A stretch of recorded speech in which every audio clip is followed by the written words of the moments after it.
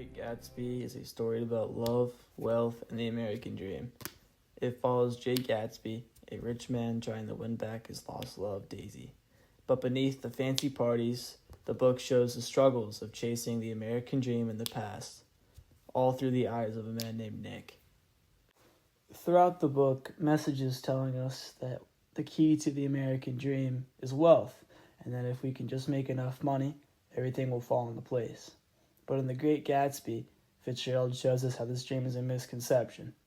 Gatsby spends his entire life chasing wealth, believing that it will win him back Daisy's love and give him the happiness he craves. Yet, as he discovers, no amount of money can buy the life he imagines.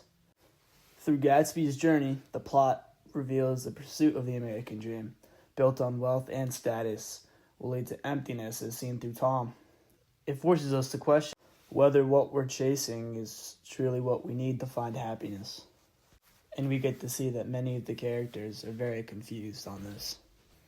To start off, in The Great Gatsby, Fitzgerald shows how the American dream of success and happiness is unattainable, using the character's desires to prove that wealth can't make someone truly content or loved by others. Is all this made entirely from your own imagination? No.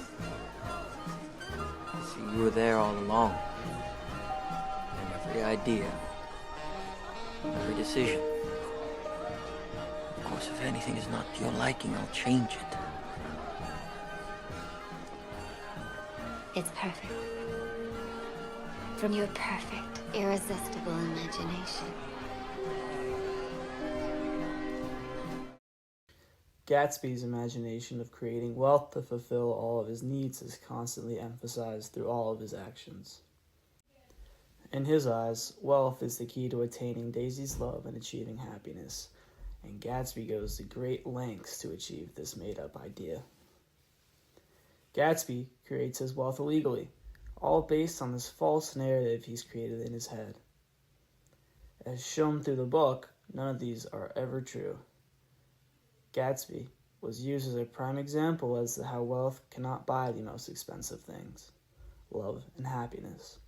Despite his best efforts to fill the void inside of him where love and happiness used to reside, Gatsby refuses to accept that the past is unchangeable, clinging to the illusion that money can restore what he lost, as well as the falling clock representing turning back time. We've met before. When Gatsby and Daisy see each other for the first time in a very long time. When Gatsby is speaking with Nick and says, "Can't repeat the past?" Why, of course you can. Fitzgerald shows the reader the delusion that Gatsby embodies by his inability to comprehend that no amount of money can bring him back the time when he was happy and full of love with Daisy. This also shows Gatsby's doubt in himself regarding his ability to sway Daisy towards him once again. She even wants to leave that.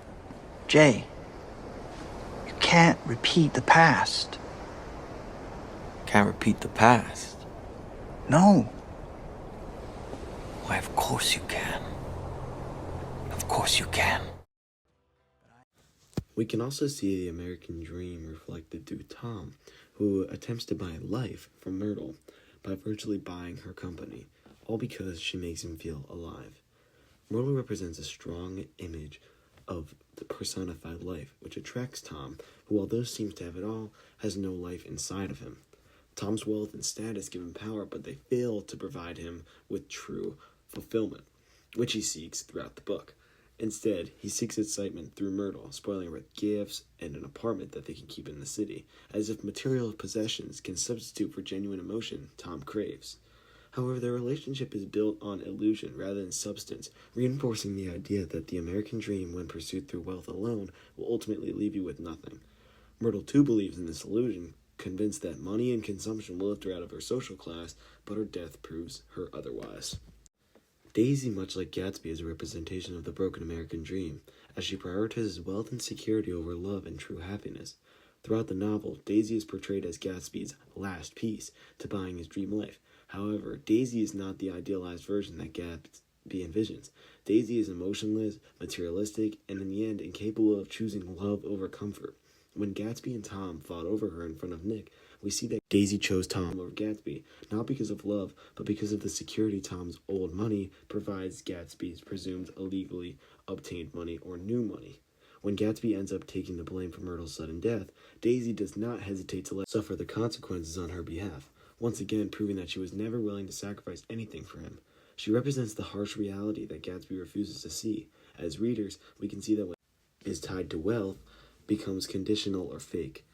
Fitzgerald uses Daisy to expose the truth behind the American dream, showing that no amount of money can create something real if it was never truly there to begin with. In The Great Gatsby, Nick Carraway serves as a lens through which we can see the impossibility to achieve the American dream.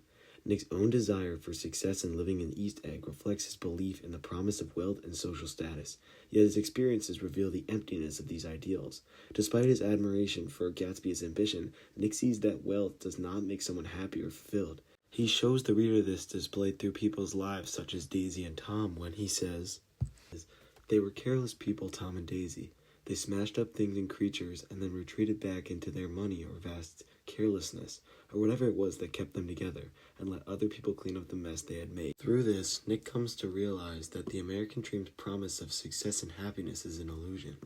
In the end, Nick's misconception with the pursuit of wealth and status mirrors the broader theme of the novel. Wealth may secure goods, but it cannot create true emotional connections or lead to true happiness.